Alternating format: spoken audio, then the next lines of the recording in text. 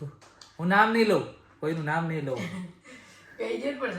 विवाद हो जाएगा, किसी का नाम नहीं लूंगा मैं, विवाद हो जाएगा. ઘર માટે મંગાવ્યું છે. घर माटे मंगाव्યું છે. दो पल की खुशी दे के छीन ली राधिका ने वापिस. રિટર્ન ગિફ્ટ તરીકે ચેતના ભાભી અને આશીષભાઈ બહુ જ સુંદર વસ્તુ પધરાવી આપી છે. અને આ શ્રીનાથજી બાવા અને ગિરિરાજ બાવા પાસે પધરાવ્યા ને એની શોભા અત્યંત સુંદર વધી ગઈ.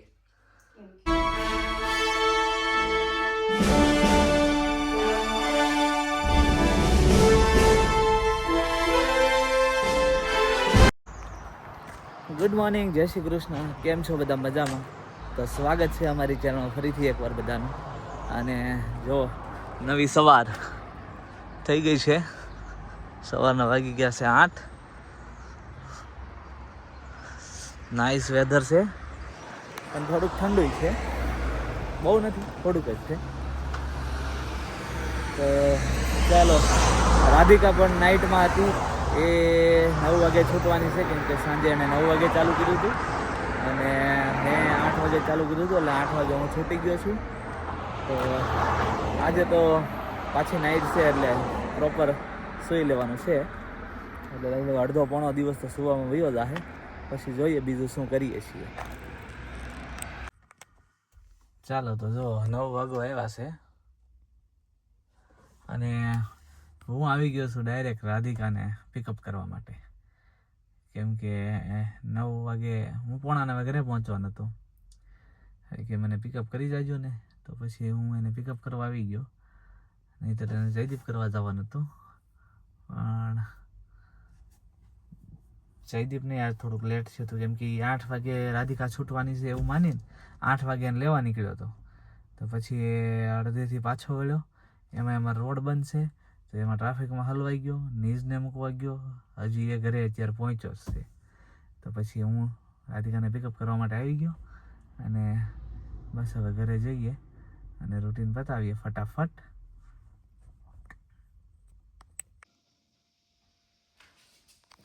ચાલો તો જો 11:15 થઈ ગયા છે અને હું મારું રૂટીન પતાવીને બેસી ગયો છું જમવા માટે. જો જમવામાં છે ભાખરી અને કેરી, ઓનલી ભાખરી અને કેરી. આજે ચા નથી પીવી. ચા એવું લાગશે તો બપોરે ઉઠીને પીવું. ખાઈને તરત હોઈ જવાનું છે. રાધિકા તો આવી ઘરે ફ્રેશ થઈ અને ડાયરેક્ટ હોઈ ગઈ છે, એટલી થાકી ગઈ છે. એટલે એ હવે બપોર પછી ઉઠશે 5-6 વાગે, કેમ કે બેન પાછું આજે નાઇટ શિફ્ટ છે 8 વાગ્યાની.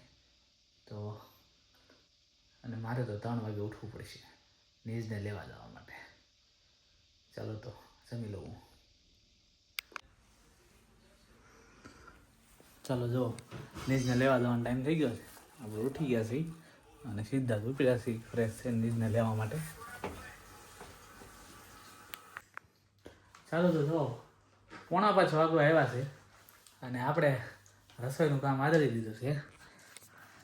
બટેકા લઈ લીધા છે અને બનાવવાના છે વઘારેલા ભાત.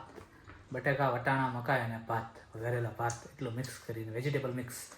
વધારે વેજીટેબલ નથી નાખતો, કેમ કે બધાને બધું નથી ભાવતું વેજીટેબલ એમાં હોય. મને બધું ભાવે, પણ અમુક લોકો છે અમારા પરિવારમાં એમને નથી ભાવતું.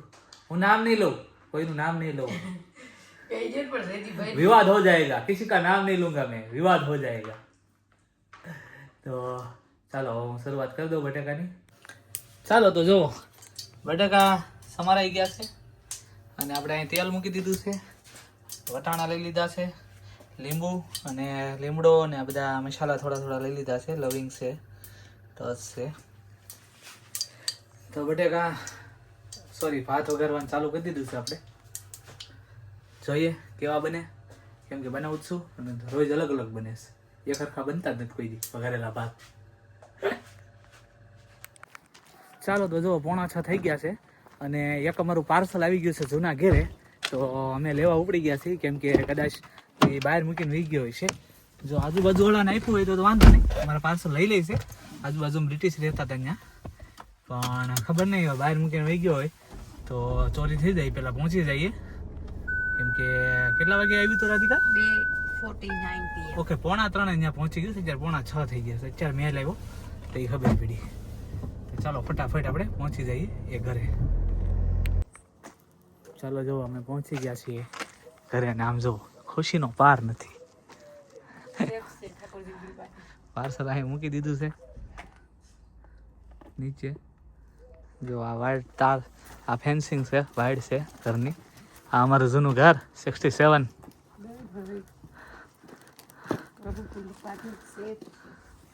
અને રાધિકા આજ વહેલી તૈયાર થઈ ગઈ છે કે મારે વહેલું તૈયાર થઈ જવું છે, કેમ કે જવાનું છે, રોડ બંધ છે ને તો ફરીને જવું પડે છે. ફટાફટ અમે જઈને અત્યારે ઘરે જઈને ખાઈ લઈ. એ તૈયાર થઈને થઈ ગઈ છે ને અમારે બેન ખાવાનું બાકી છે, પણ તૈયાર થઈ ગયા એટલે ખાઈને તરત પછી ઉપડી જઈએ ને એમ. અંજન ખોલી નાખ. શું મંગાવ્યું? મને જવું પડશે પેલા. આ એક સિસ્ટમ સારી, પાર્સલ મતલબ ડિલિવર થાય ને એટલે મેલ આવે કે તમારું પાર્સલ ડિલિવર થઈ ગયું. પછી જો એ લોકોનામાં ફોટો પાડવાની સિસ્ટમ બતાવે ને તો એ લોકોએ ફોટો પાડ્યો હોય તો ફોટો ક્યાં મૂક્યો છે ને એ લોકો આપણને એ ખબર પડી જાય કે પાર્સલ ક્યાં પડ્યું છે, આપણા ઘરની આજુબાજુમાં છે કે બાજુવાળાને આપ્યું છે, શું છે. એમાં નોટ લખવાની આવે કે ભાઈ નેબરને આપ્યું છે 67 તો 69માં આપ્યું છે, એમ લખી દે એ લોકો. તો આ બેસ્ટ મેં મંગાવ્યું હતું વેક્યુમ ક્લીનર. વેક્યુમ ક્લીનર એમ ને? સરસ. હાલ તમારી ગાડી કરવાની છે? મેં ઘર માટે મંગાવ્યું છે. ઘર માટે મંગાવ્યું છે. દો પલ કી ખુશી દે કે છીનલી રાધિકાને વાપિસ. વેક્યુમ ક્લીનર કે ઘર માટે મંગાવ્યું છે. ચાલો તો ફટાફટ જઈએ ઘરે, ફટાફટ બેસી જઈએ જમવા, કેમ કે મારે દૂર જવાનું છે ઇંકલી. રાધિકાને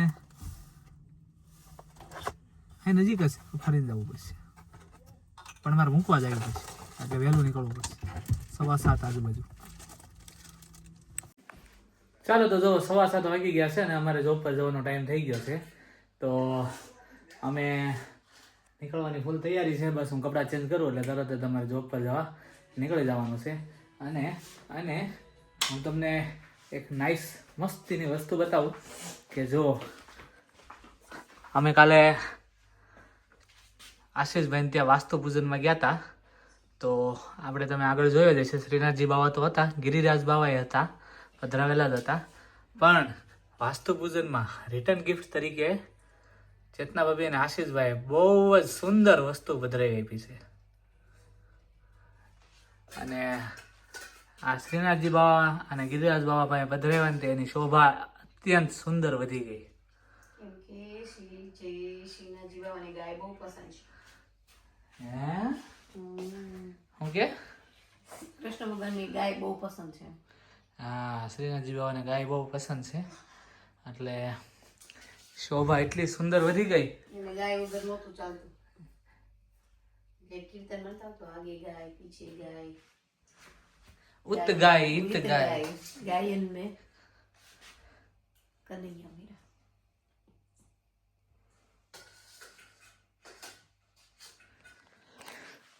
તો ચાલો હવે જોબે જવાનો ફૂલ ટાઈમ થઈ ગયો છે તો અમે હવે નીકળીએ. તો આજનો અમારો બ્લોગ તમને કેવો લાગ્યો કોમેન્ટ કરીને જણાવજો. લાઇક, શેર અને સબસ્ક્રાઇબ કરવાનું ના ભૂલતા. મળીએ આપણે નેક્સ્ટ બ્લોગમાં. ત્યાં સુધી બધા પોતપોતાનું ધ્યાન રાખજો. જય શ્રી કૃષ્ણ. બાય.